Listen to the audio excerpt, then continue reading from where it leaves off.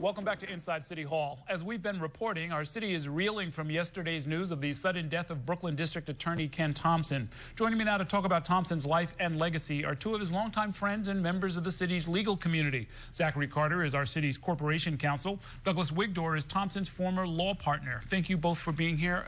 And let me start with you, Mr. Carter. I mean, there was, at the time that Ken Thompson was working in the Eastern District, to my mind, it was sort of a hothouse of legal talent. You were the U.S. attorney at the time. Now you're the corporation counsel. Your successor, Loretta Lynch, is now the U.S. attorney general. Ken Thompson was part of your team. He went on to become Brooklyn district attorney. Was there something in the water? No, I'm very proud to have my roots in the Eastern District. I think that it is for many years selected people who were both able in a technical legal sense, but also devoted to public service, and the people you mentioned have those attributes in common. Like many people, I first saw Ken Thompson in action when he gave the opening statement in the case against the officers who brutalized Abner Louima. Was he sort of being coached? Was he sort of being steered toward that? Where did he fit into that team, I guess? Well, he actually was responsible for bringing the case to the office. Sometimes things are a product of providence or good luck. His classmate in law school represented the family of Abner Louima early on. The case involving his complaint was being investigated by state authorities. The family was concerned about the pace of the investigation and whether or not people were sufficiently crediting the claims of Abner Louima. And so his friend contacted Ken. Ken came to me, and he was a relatively new assistant U.S. attorney, told me about the allegations, and I agreed to meet with the family representative. And after we heard their story and began a preliminary review, I had a conversation with then District Attorney Hines. He agreed to turn the case over to our office for investigation and prosecution, and that's how it began. I see. And he was with you for a while, and then you met him when he went into private practice. Right. Yeah. So Ken and I, just picking up where Zach left off, really, is after he left the U.S. Attorney's Office, he started to work at Morgan Lewis, which is a large international law firm, doing primarily employment litigation on the management side. And I had finished a clerkship for a federal judge and had gone to Morgan Lewis, and I was meeting with a bunch of new people who were talking about this new superstar trial lawyer. I thought they were talking about me, only to learn they were talking about Ken. And so I went and sought out Ken Thompson, somebody I wanted to meet. He's a great trial lawyer. And we immediately hit it off. We came from really different backgrounds. Obviously, he's black, I'm white, I'm Jewish, he's not. And but we shared the fundamental values of seeking justice and equality. We started to talk about forming our own law firm. And in about 2003, with just a few $1,000s, really, of startup money, we started our law firm, which was Thompson Wigdor at the time. We sublet some space in the Empire State Building on the 57th floor, and we hit the ground running. One of the first cases that we worked on that really made headlines, that was on the front page of the New York Times, actually, was the first big shop and frisk case against Macy's. Macy's, I remember that case very well. Yeah. So that was in 2003, 2004. And that really started getting the firm some national and international publicity. From there, we represented thousands of other individuals who had been discriminated against or harassed in the workplace.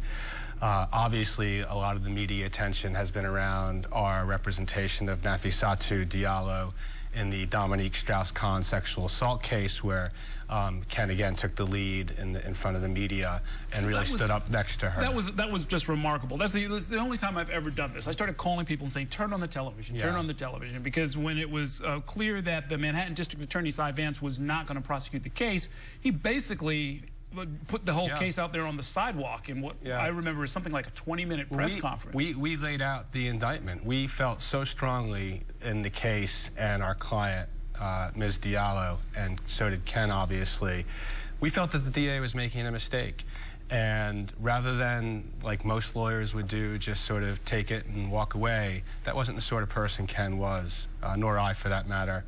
And we wanted to let the public know what the DA was actually doing, the Manhattan DA. I think history shows that Ken and I were right. We've learned a lot more about Dominique Strauss-Kahn since then.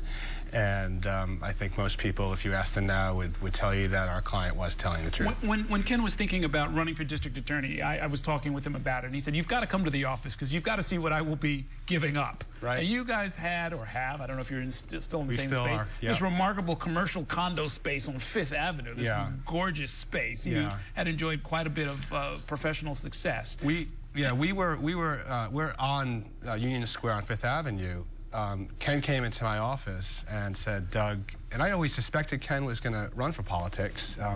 This is a guy who every morning would read the newspapers front to cover, knew all the politicians, really enjoyed politics. He came to my office and said, Doug, I'm going to run for politics. I said, Ken, you're going to make a great mayor. I thought he was going to run for mayor. And he told me he was going to run for district attorney against Charles Hines. I did not know much about Brooklyn politics because I live in Queens, but I knew Hines had been there for a long time, didn't realize 21 years. And, but I supported him. And I was amazed that somebody, like you just said, Errol, would give up everything that he had built, and obviously the money that goes with that, to run for political office. And in Brooklyn, of all places. And it's a journey that you yourself, in your own way, have made, right? You were in private practice, and you decided to come back and seek and accept the job as corporation counsel. Talk a little bit about, I guess, about the values that somebody like Ken Thompson would have in order to sort of take the kind of legal career most lawyers literally dream of, can only dream of having, and say, you know what, I want to go and make a fraction of the money. And put up with all kinds of hassles in order to do public service. Sure, I think that because for people like Ken, and for Ken especially, his North Star was trying to achieve justice in whatever position he occupied at a particular time. You can do that in public service full-time.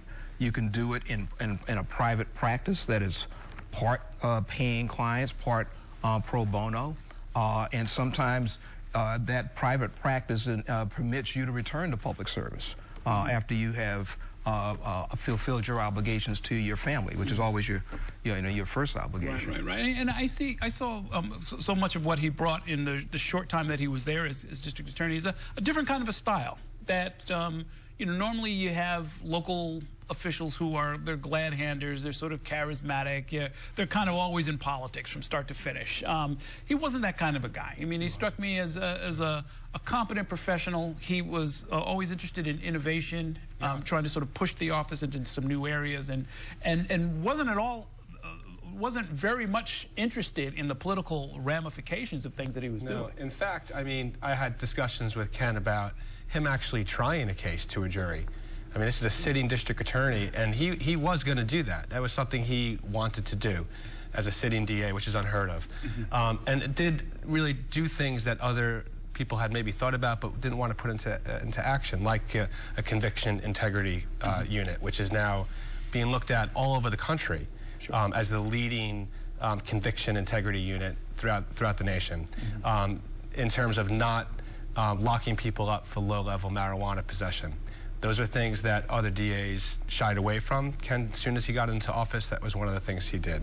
So I agree with you 100%. I mean, he got quite a lot of pushback from a lot of these decisions. Yeah. And I mean, the Peter Liang case, when he prosecuted the officer who killed Akai Gurley in a public housing project, he kind of got it from both sides. I remember sitting in on the opening arguments and talking with him about the case a little bit. And, the cops were mad because he was prosecuting the cop.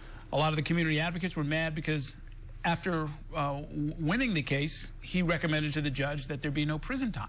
Yeah. And that was, kind of a nuanced position in a city that doesn't often respect or respond to nuance. Right, but that's what happens when you have a commitment to doing the right thing, because you have to accept the consequences of doing the right thing, at least as you see it. Not everyone's going to agree. Particularly in a place like New York, where everyone has an opinion, and we have a press that holds all of our feet to the fire. But in a lot of the initiatives that Ken embarked on, he liked the role of being a pioneer when it came to the exonerations that I think were up to at least 20. when it came to his diversion programs that focus not just on the angels in our community, but those kids who were on the tougher side of the spectrum, but who he thought were still salvageable. You know, in a variety of ways. He showed a commitment to justice first, and we'll deal with the consequences of that second. And of course, he was just a lot of fun to be around. I mean, he had. I mean, that's one thing about Ken that a lot of people don't know, and I'm glad you said that, because Ken had a great sense of humor. He really did. He didn't share it with everyone, but those who knew Ken will say exactly what you said. Yeah, we never got around to, you know, he had great tickets for the Nets, and the Nets had a horrible season, but he gave me the tickets. I took my son to one game. We always talked about going, and we never got it together. We were always off doing other things. A lot of those things were done together, but I will miss him terribly. I know you will too. Thanks so much for coming by to share some memories with us. Let's take a short break now. When we come back in our Consultants Corner, 4 top political strategists will weigh in on last night's vicious rematch between Hillary Clinton and Donald Trump. Stay with us.